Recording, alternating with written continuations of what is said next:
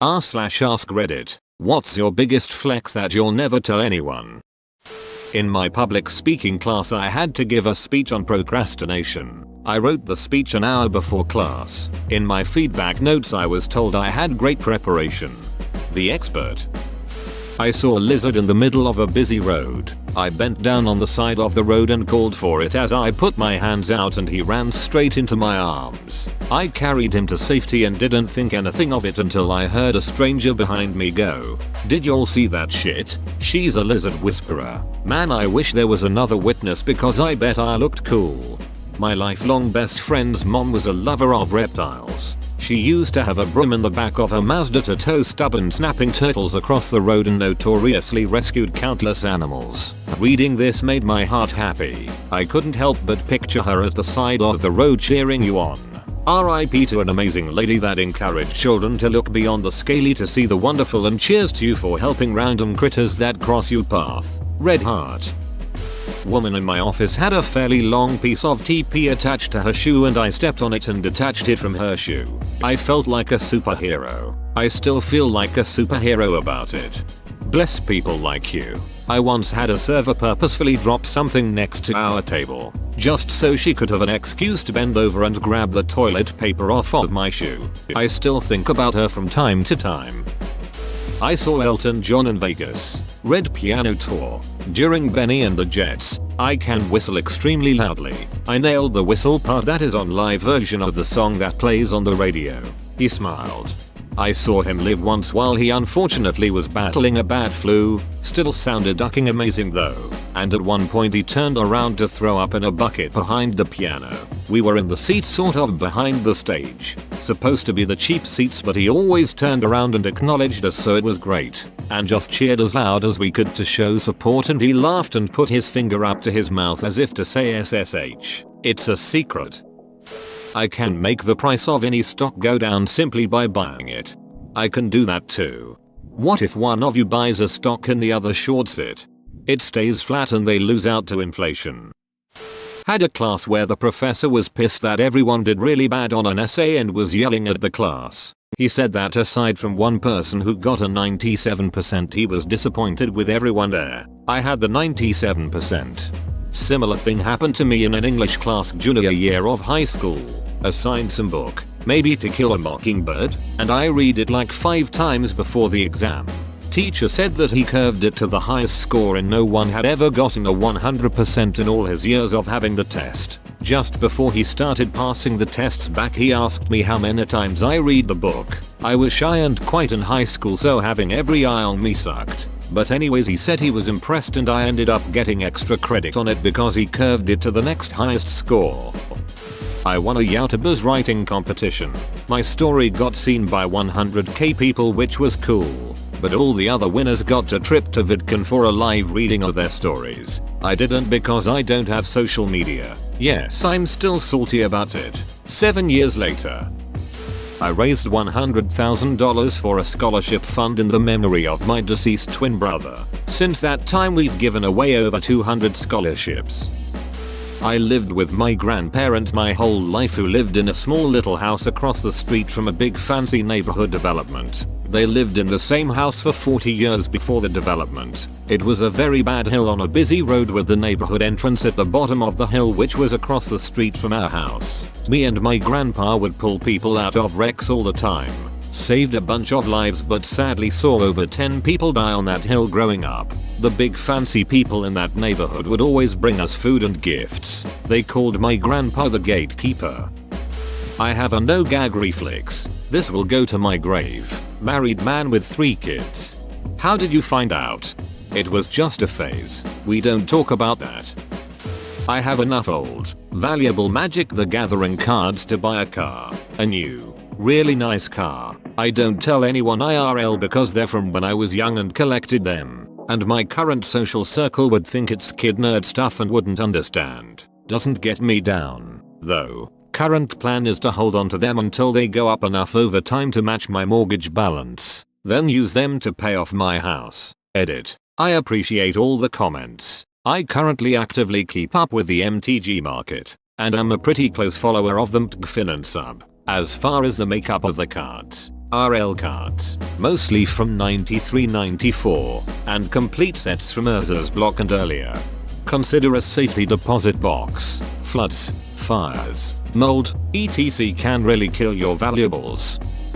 My debit card went through for a really large amount and the lady behind the counter had been being so smug and irritating for so long, and then she tried to deny my card because it wouldn't go through for that amount, and I asked her to just please try it. The look on her face when it went through was so satisfying. May I never make that larger purchase again. Whenever I think about telling this story, it always comes out with a "that happened" type of feel, so I have kept it to myself. Every day in junior year of high school I would eat my lunch, stand up, and toss my trash toward the wide-mouthed trash can about 25 feet away. Every day, I would miss. I would then routinely do the walk of shame to get it all thrown away. This went on until the spring. It was April or May, I forget when exactly, and I stood up and threw my trash at the can. What do you know? After a few months I made it. It was a small victory, but I did an air fist and then made eye contact with a kid who was in the marching band with me. Apparently he had watched me do this ritual every day and was ready to celebrate with me, so he began to slow clap. Then, the rest of his table clapped. Not knowing why, but it was high school, so who cared? Then the effects spread until the entire cafeteria, about 1,500 students, were giving thunderous applause, only 2 of us knowing why. I took a bow and then sat down and everyone just went back to eating their lunch like nothing happened. Because nothing really happened. It was a weird rush. The "that happened" feel of everyone clapping could definitely seem like a possibility to someone hearing the story, but let me tell you, at my high school if you were in the lunchroom and someone started clapping, nobody could know what they are clapping for and still the whole room would be clapping just for the fun of it. I never get bored, ever. It's a useful superpower when I'm stuck in certain situations. I'm never interested. I bought some then relatively worthless Apple stock because I thought I'd be able to eBay the stock certificate with the rainbow Apple logo when the company went out of business. My investment guy just thinks I'm really clever. I've not corrected him. Do you have a picture of the certificate to post? I like looking at older certificates. Not too long ago somebody posted one of Disney. Wish they still did that. I'm on level 4000 in Candy Crush. You are worse than my mom, but she's strangely proud. Paid off 40k in debt during quarantine due to no more daycare costs for 3 kids. And better paying job for the wife. Also dropped body fat from 14% to 7% using my ghetto ass home gym while everyone was complaining about the quarantine. 15. Went from having 1 family meal a week to almost daily. I don't tell anyone this obviously because there are people going through tough times, especially family and close friends, and I can empathize with that as it hasn't been completely smooth and there were some stressful moments. But I am proud of what my wife and I were able to do in a relatively short amount of time, but haven't shared any of this at the risk of alienating anyone. I beat morbid obesity, which spiraled into a violent battle with anorexia, which I also beat. I eventually went on to get into modeling, weightlifting, and more. Compare pictures of me now with pictures of me from 5 years ago, with pictures of me from 10 years ago, and they all look like completely different people. At one point I could sing along perfectly to "We Didn't Start the Fire." I still know most of the words, but I'm always so embarrassed to sing in front of other people, lol. I was quoted on some literary website one time for something I said off the cuff in an argument. I also got to play a few shows with some of my favorite bands of all time. But I'm so far removed from that music scene now that no one I know would ever care about it except for me. I'm kinda in the same boat. I produced music for like 15 years, signed to 7 different labels and have headlined shows. No one I hang out with now has any idea. I was in the grocery store and saw an older woman standing in the aisle comparing what was in her cart to what was in her wallet, obviously counting to see if she could afford everything. Based on her body language as she walked away, I could tell that the answer was no. So I took a 20 out and walked up to her and said, "Ma'am, when you were over there just a second ago this fell out of your wallet." I handed her the bill and just walked away so she wouldn't be embarrassed if she figured out I was lying. I did hear her say thank you, so I half turned and told her, "You're welcome. Have a nice night. It was only $20. but I think it made a difference to her, and that felt amazing. I can build a Lego set in less years than it gives you to do so.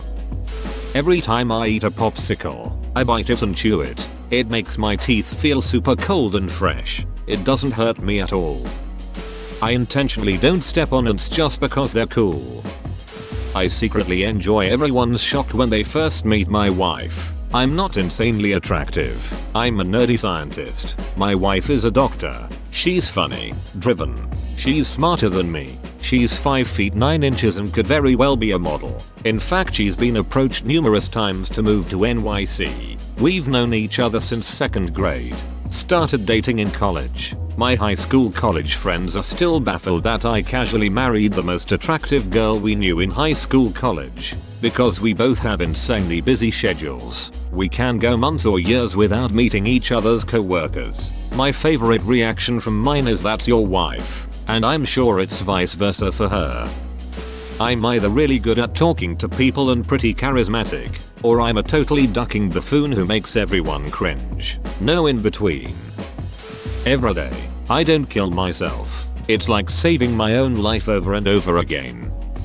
Me and my girlfriend created in the past a YouTube channel for kids, playing with toys using only our hands and voices. We had videos hitting 300k plus views, but we uploaded few videos, like 10 videos, because our priorities changed and we stopped. But we were still able to make several $100s from them, and the videos still generate some money today after many years. I think if we had continued with that, maybe we would be able to make a lot of money. I regret we didn't keep uploading more videos. Do you know that random, intuitive ideas you have sometimes? Pay attention to them. Your deep you is smarter than yourself sometimes. I never get fatigued or tired with my workload and can handle a lot of hours and days of work. I just try not to show because everyone expects me to do everything like that when they are all smashed or just being lazy. I'm one of those people that with minor changes to hair/facial hair I'll look like a completely different person. It'll be useful if I ever need to go on the lam. ETA. I developed the habit of carrying 4 different types of photo IDs, all with different hair and facial hairstyles because of this. I found, tracked down and caught 6 pedophiles in deep cover, each hiding for a decade or more, and turned them in. 2 I chased like scared rabbits through the woods. The last one tried to flee into a swamp. There's no money or thanks in it, but it's about all I'm really proud of. Some of my memes I created on Tumblr still float around to this day. One was featured on BuzzFeed a few years ago, not something exciting on a resume, but I still like to think about it. I got accepted into Mensa and then immediately realized I don't want to hang out with the type of people who join Mensa, so I never went through with it. I'm too embarrassed to tell anyone I took the test. Deaf person here, who wears hearing aids and relies heavily on lip reading. I get excited on the extremely rare occasions I can figure out a spoken phrase without any lip reading. It almost never happens. Or when I recognize a song I know. But there's no point in bragging because other people will just think I'm not that deaf and make less of an effort to face me speak clearly. LOL. I don't compare myself to others nearly as much as most people. I'm the reason that toucans are behind glass at the birdhouse of the Philadelphia Zoo. Beat my depression and self-harm. Feels ducking great to be free. Edit. For everyone asking how to beat it, I can't tell you in particular. It's a different journey for everyone. Some things work for others. Some things don't. Whoa. You made it to the end? You're a ducking beast. I'll cut you a deal. Smash like and subscribe for more curated content, bruh. It's free and that's a great price.